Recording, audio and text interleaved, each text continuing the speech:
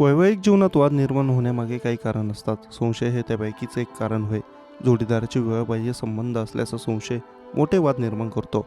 यातून काही वेळा गंभीर गुन्हे देखील घडतात. मध्य प्रदेशात अशाच प्रकारचा एक प्रकरण उघडकीस आला आहे. एका दिव्यांग व्यक्तीने पत्नीवर संशय घेऊन तिच्यावर कुऱ्हाडीने हल्ला केला. या हल्ल्यात पत्नीचा हात तुटला. घटनेनंतर पती पत्नीचा तुटलेला हात घेऊन फरार झाला आहे.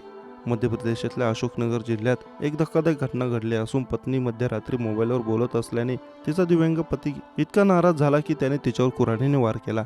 या हल्ल्यात पत्नीचा एक हात तुटून पडला. ती किंचाळू लागली, पण पतीला दया आली नाही. त्याने पुन्हा तिच्या पायावर कुऱ्हाडीचा घाव घातला. नंतर तिचा तुटलेला हात घेऊन पती फरार झाला. गंभीर जखमी असलेल्या या महिलेला कुटुंबियांनी तात्काळ रुग्णालयात दाखल केलं. सध्या तिची प्रकृती नाजूक आहे.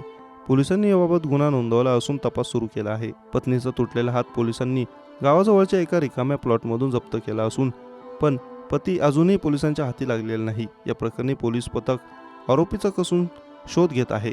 अशोकनगर जिल्ह्यातल्या बारखेडी गावातल्या मिथिलेश भाईचा वय वर्ष 35, विवाह दिव्यांग असलेल्या कमल अहिरवार वय वर्ष 36 याच्याशी सुमारे 16 वर्षांपूर्वी झालं होतं. कमल हा एका पायाने अपंग आहे.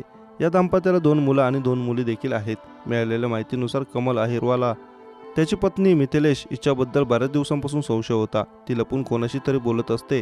तिचं अफेअर सुरू आहे असं त्याला वाटत होतं. घटनेच्या दिवशी रात्री सर्वजण झोपले असता बुधवार गुरुवारच्या रात्री सुमारे 2 वाजण्याच्या दरम्यान मिथिलेश कोणासोबत तरी मोबाईलवर बोलत असल्याचं कमलने पाहिलं. कमलला तिच्या चारित्र्यावर संशय होता. त्यातच त्याच्या डोक्यातलं संशयाचं भूत जागं झालं. मोबाईलवर बोलण्यावरून त्याच्या पत्नीशी वाद झाला. वाद इतका विकोपाला गेला की कमलने त्याच्या पत्नीचा हात कुऱ्हाडीने कापून टाकला. त्यानंतर त्याने दुसरा वार पत्नीच्या पायावर केला. यामुळे ती जमिनीवर रक्ताच्या थारोळ्यात पडली. आईच्या किंचाळ्या ऐकून मुलं झोपेतून जागी झाली आणि त्यांनी आरडाओरडा सुरू केला. त्यांचा आवाज ऐकून शेजारी पाजारचे त्यांच्या घरी आले. या दरम्यान कमल पत्नीचा कापलेला हात घेऊन घटनास्थळावरून फरार झाला. ग्रामस्थांनी मिथिलेशला रुग्णालयात नेलं. सध्या तिची प्रकृती नाजूक असल्याचं डॉक्टरांनी सांगितलं. पोलिसांनी आरोपीविरुद्ध गुन्हा दाखल करून तपास सुरू केला आहे. पोलिसांनी तुटलेला हात ताब्यात घेतला असून आरोपीचा शोध सुरू आहे.